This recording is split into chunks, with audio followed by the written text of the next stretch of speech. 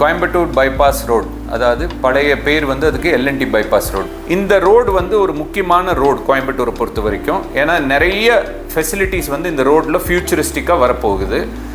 இந்த ரோடை விரிவுபடுத்தணுங்கிறது வந்து எல்லாத்தோட கோரிக்கை. ஏன்னா அந்த ரோடு வந்து அதில் பிளாக் ஸ்பாட்ஸ் நிறைய இருக்குது. அதாவது ஆக்சிடென்ட்ஸ் நிறைய ஆகிற சந்தர்ப்பம் அந்த ரோட்டில் இருக்குது. ஆக்சிடென்ட்ஸ் ஆகிட்டுருக்கு. 2 லேனாக இருக்கிறப்ப வந்து அந்த ரோட்டில் டிராஃபிக் வந்து ரொம்ப எக்ஸசிவாக இருக்குது. ப்ளஸ் அது ஊருக்குள்ளேருந்து வெளியில் போகிற ஹைவே ஒரு 2-3 ஹைவேயில் இன்டர்செக்ட் பண்ணி போகிறதுனால அது வந்து ஒரு பாட்டில் நெக், ஒரு டிராஃபிக் ஜாம் எப்பவுமே அந்த ரோட்டில் இருந்துகிட்ருக்கு.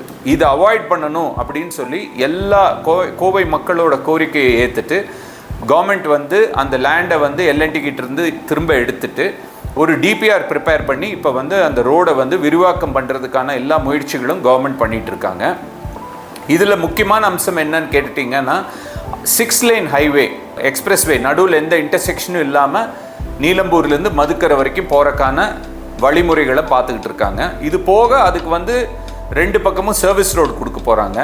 இன்டர்செக்ஷன்ஸில் எல்லாமே வந்து ஃப்ளைஓவர்ஸ் வர்றதாக நமக்கு கிடச்சிருக்கிற தகவல் பிரகாரம் தெரியுது.